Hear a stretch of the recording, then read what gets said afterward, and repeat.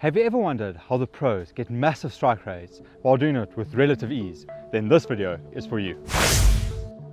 To accomplish this, we're going to be looking at 3 relatively easy strike rotation options. The first option we're going to look at is the drop into the leg side.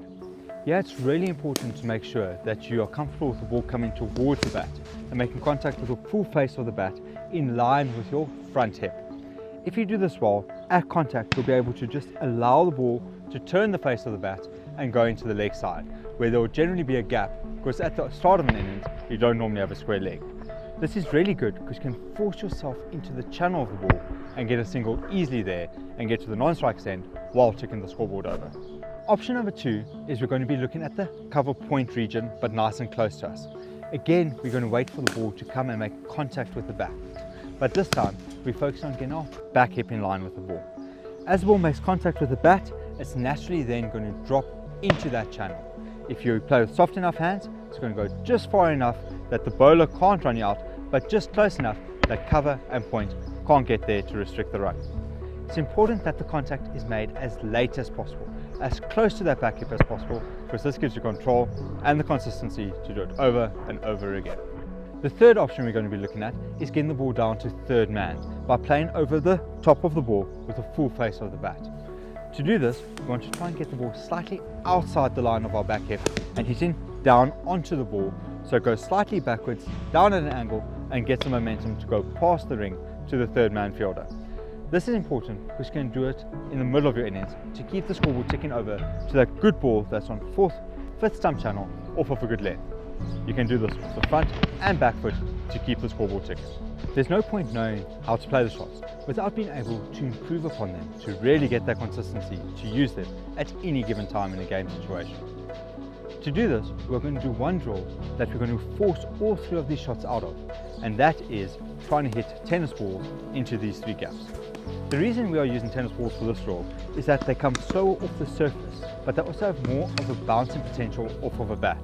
So to get them into these 3 different areas, it's going to be important that the contact point is late and good, and that our body positions are in such a position that we cannot make any mistake but to get the ball into those 3 regions.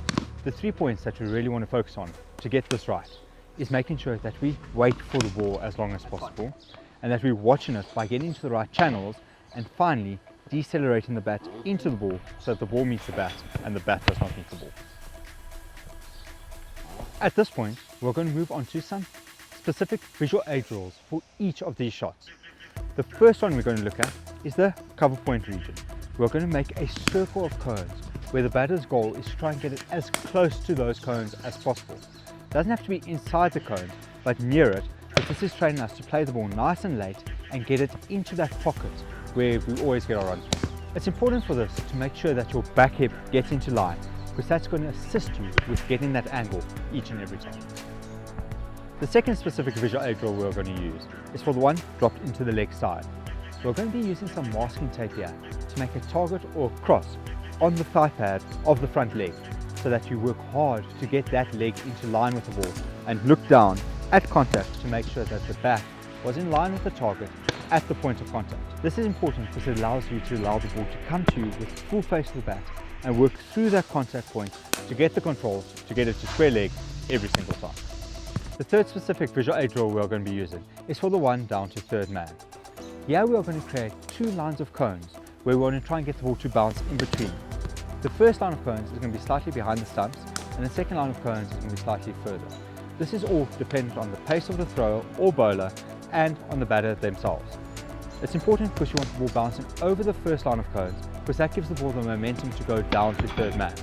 But you want it bouncing before the second line of cones, because you don't want to hit up into the ball and give the slips or keeper a chance to catch you. Important to note is that if you are playing this off the front foot, those channel of cones are going to change, because it's going to be that much tougher to get the ball further back while still having control.